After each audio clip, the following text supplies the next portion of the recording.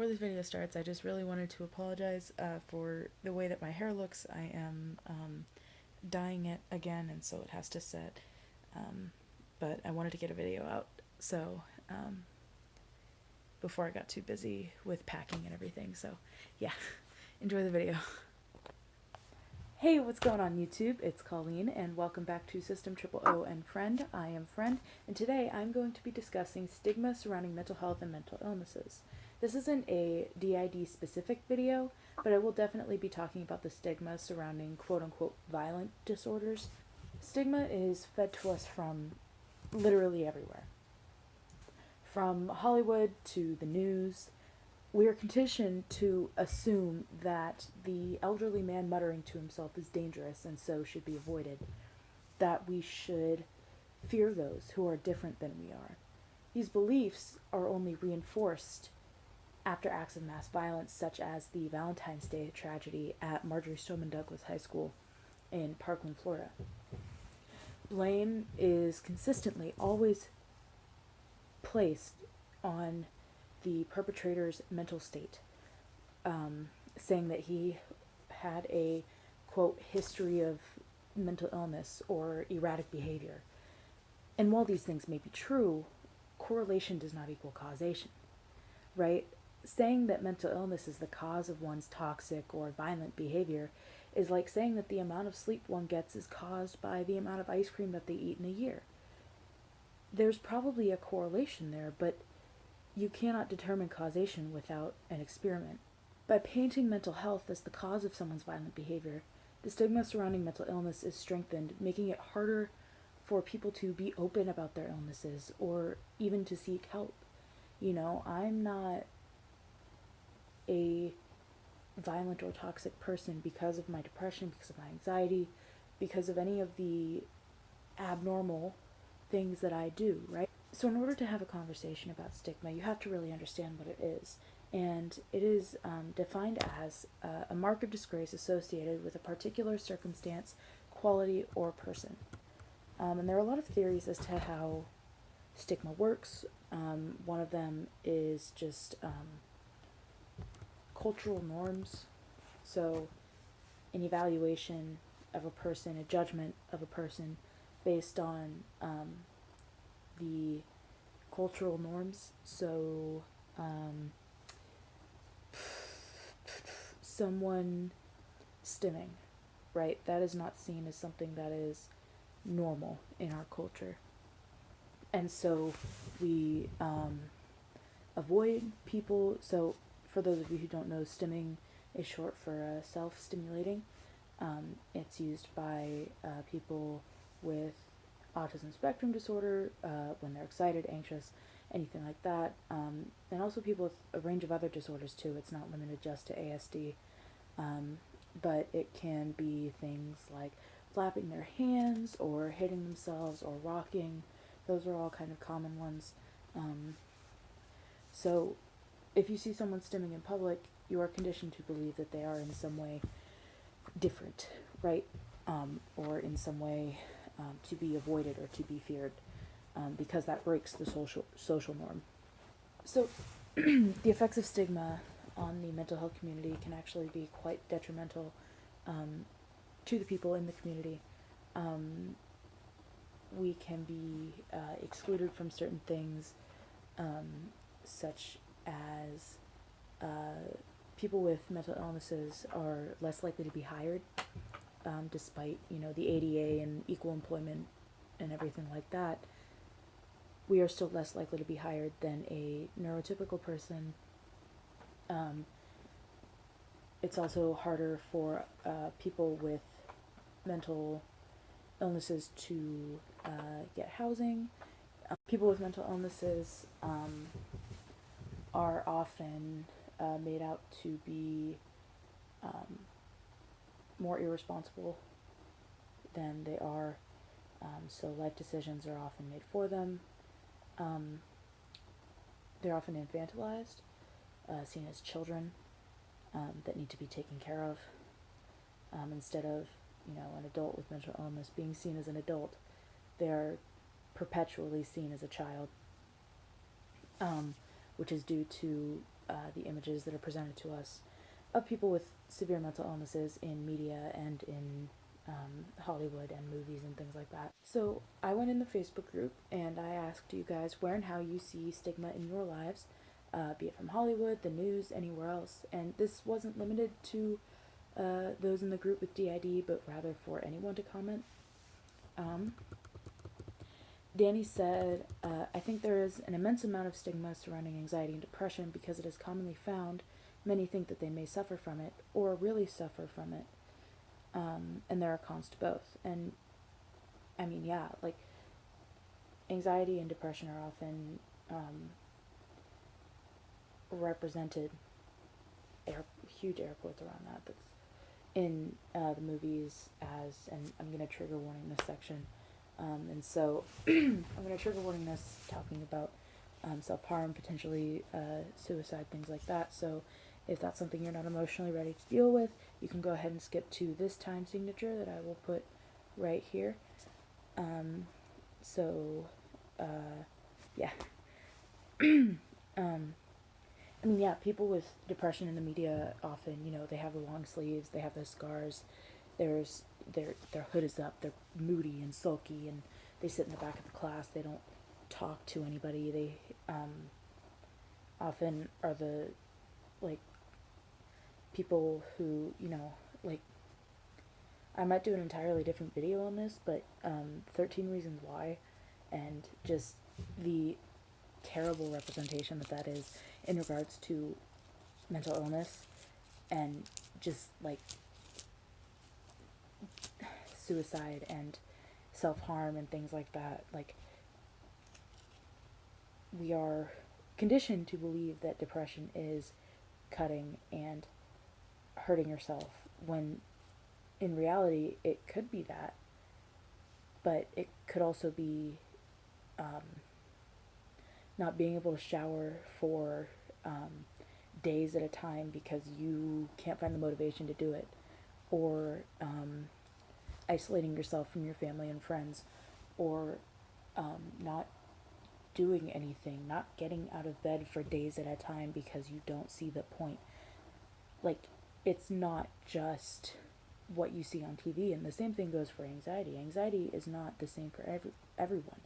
There is a whole range of anxiety disorders, from generalized anxiety disorder to social anxiety disorder to illness anxiety disorder, also known as hypochondria, to panic disorder. There's so many anxiety disorders, and they're all often lumped into one in the media and in movies and things like that. And so people have this idea of what it is. So when you tell somebody that you have anxiety, their response is either going to be treating you like you're glass, like you're fragile, or they're going to say, like, oh, everybody gets nervous sometimes, because it's so commonly found in movies and things like that. It is seen as something that is less major than it is. Anxiety can be debilitating. I have had panic attacks just at the thought of going outside. The past few nights, the thought of packing for college has been overwhelming. Like, it can be big things, and it can also be little things, There are days when my anxiety is worse than other days, and there are days when the thought of doing the dishes is too overwhelming for me to even, like, begin to do. And that's just my experience. Like, there's so many different experiences for mental illnesses that people don't understand, and so they lump everyone with a mental illness into this category, and that's the effect of stigma, is that we're all stereotyped into one type of person, which isn't the case at all. Annalicia said, I've found poor health classes to have the most stigma surrounding any sort of dissociation or personality disorders. Bad health classes are the absolute worst. If you're not getting the right information, you're going to get the wrong idea in your head of who people are, So having a teacher give you misinformation about something like DID or, borderline personality disorder or anything like that, you're going to lump those two into the same category because they have similar symptoms. BPD and DID have some similar symptoms, and so if you have a bad health teacher, you're going to lump them together, which you shouldn't, because they're two different disorders. One is a personality disorder, one is a dissociative disorder. They're two different things. Devin said the stigma surrounding DID in movies and TV makes it hard for people to look for help because of fear surrounding the disorder. Movies and TV make us look like we're crazy and always make one of the authors an uncontrollable killer. Like with any kind of mental disorder, the person is more likely to harm themselves than harm anybody else. We just wish that the TV and movies were more about the positive side of DID, or they show what it's really like to live with it, or even have a hero that has DID, not just a villain, because they always make the person with DID a villain. Absolutely that.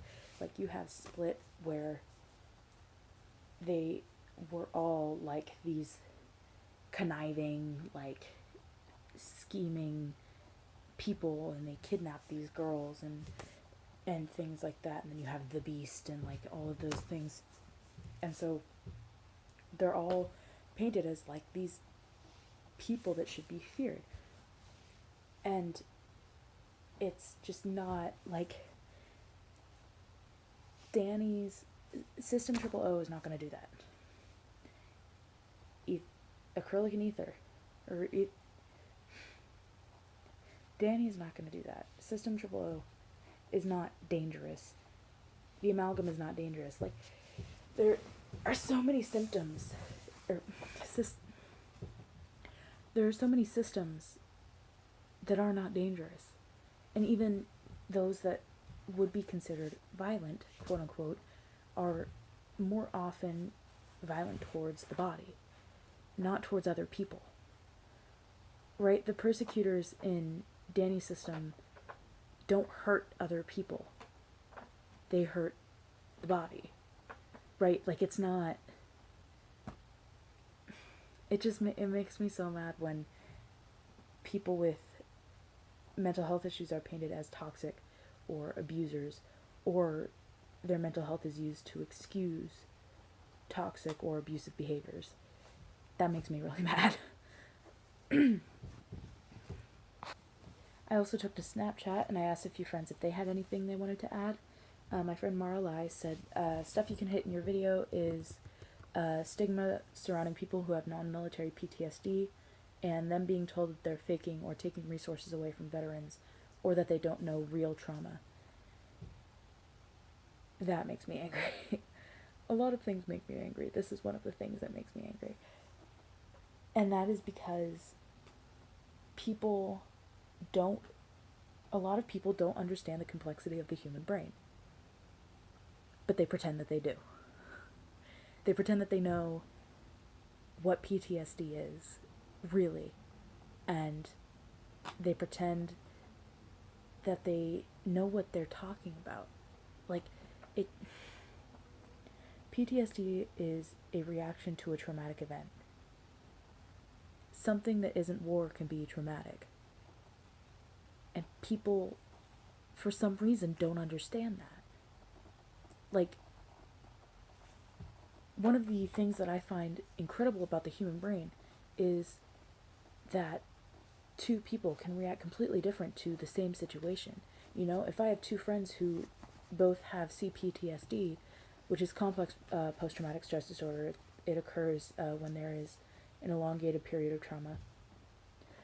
I can have two friends develop that, but only one of them develops into a system. And I think that that's something that is just, the complexities of the human brain are too big to go into here.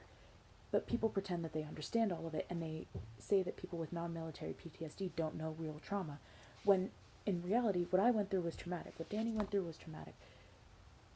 Hell, it's rare, but people who hear about something can get PTSD from hearing about it. It's rare, but it happens. Someone who hears about, say, going back to the Valentine's Day tragedy, they can develop PTSD from hearing about that, or it can take them back to a time when they were in a similar situation, and they will relive that, and so they will develop PTSD as a result of that. Like, there's more to mental health, there's more to trauma than just war. Even though war is terrible, and I'm not discounting military veterans who have PTSD, I'm not discounting their experiences at all, because trauma is trauma no matter where it comes from. So yeah, that was really all I wanted to hit in the video. Thanks so much for watching, you guys. I will post the Facebook group down below and the System Triple O Tumblr page down below, as I always do. I'm sorry I haven't uploaded a video in a couple of days. I've been really stressed about getting all ready for school and everything. I leave this week, and it's been kind of overwhelming for me, so bear with me, and I'll see you guys next time. Bye.